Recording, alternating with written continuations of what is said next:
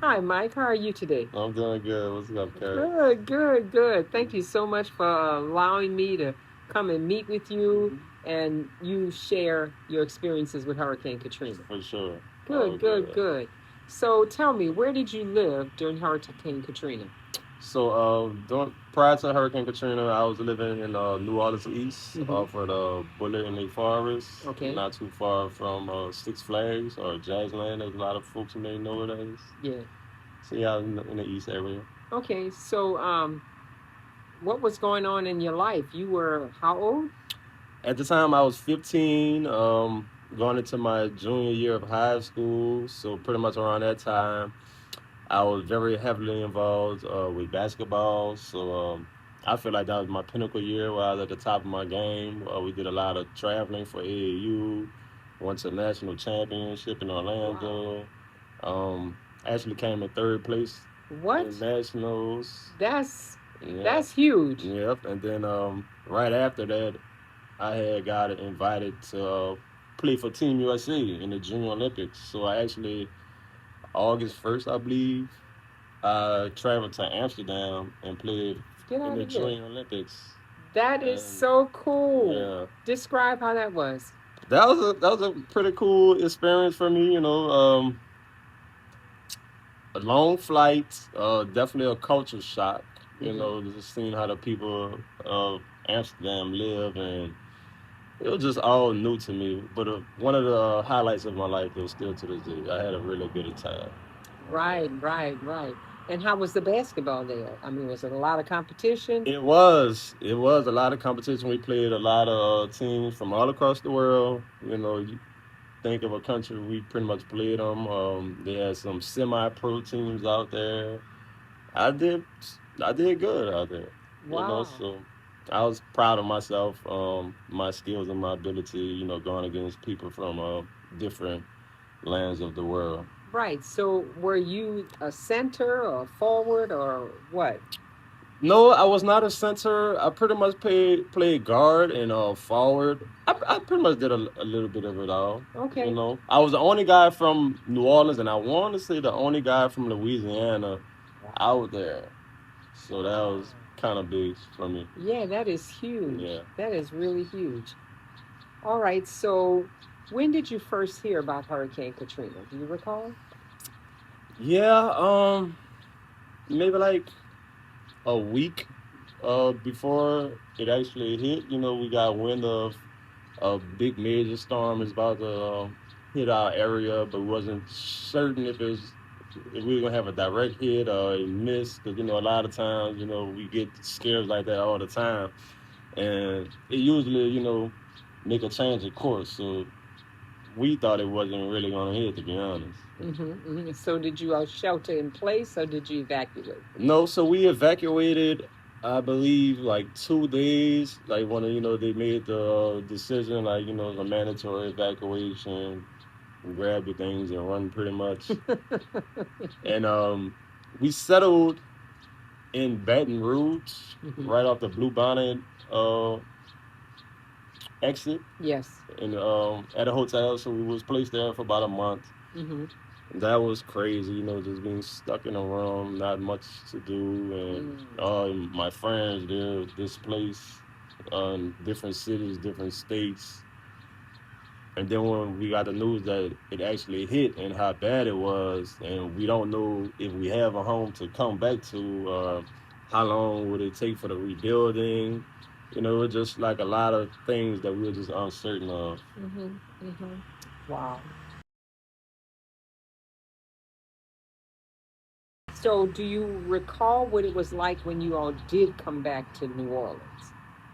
Yes, initially, my parents they wanted to come down here first and get the evaluation for their own eyes before we came. And then when we were allowed to come, the first thing was the smell was horrendous. Mm. Like just a foul smell, Mm. a smell that never leaves my memory. Wow. And I haven't smelled anything like that since then. Pretty much like the whole city was just rotten. And what did it look like? Do you recall? Yes, it looked like a horror film, to be honest. You know, every a lot of places that you known of, looking a certain type of way, it was not looking that way. A lot of houses are completely gone, like um, trash everywhere, Mm-hmm. and you see the writing on the houses with the, I guess the Coast Guard, how they used to do the X, and yeah, that's on every house. Mm-hmm.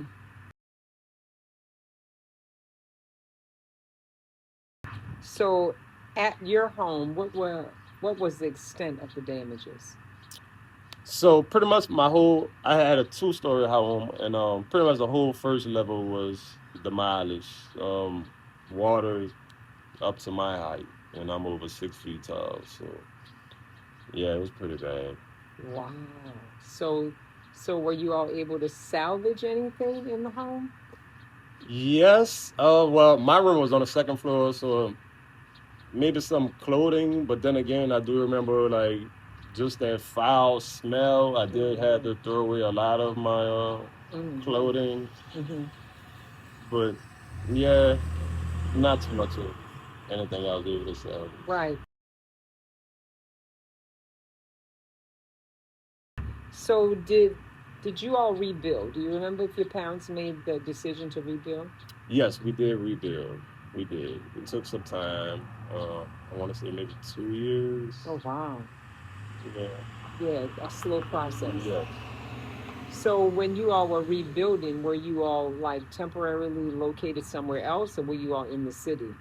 Right. So we evacuated Baton Rouge. We stood in a hotel for a month, and then when we found out the extent of the damage, my parents they actually bought a house up in Prairieville, Okay. which is like 15, 20 minutes right before you get to Baton Rouge. Okay. Country town. Mm-hmm. That was a culture shock for me as well. Um, coming from New Orleans, Yes. kind of like a big city, and then you go to you really like a one street town, and it's like wow.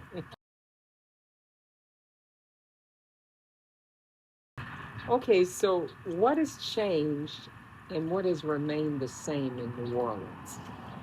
So I would say what has changed. I feel like New Orleans before the storm, it was more like family oriented. It was a lot more things to do for the youth. Places to go, places to hang out. It was just like more of a family feel.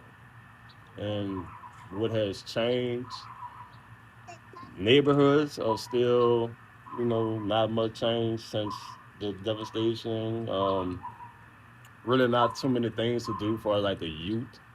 Um, the spirit has always remained the same though.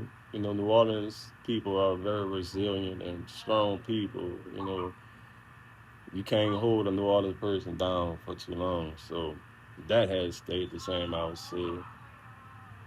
And that resilient person is you.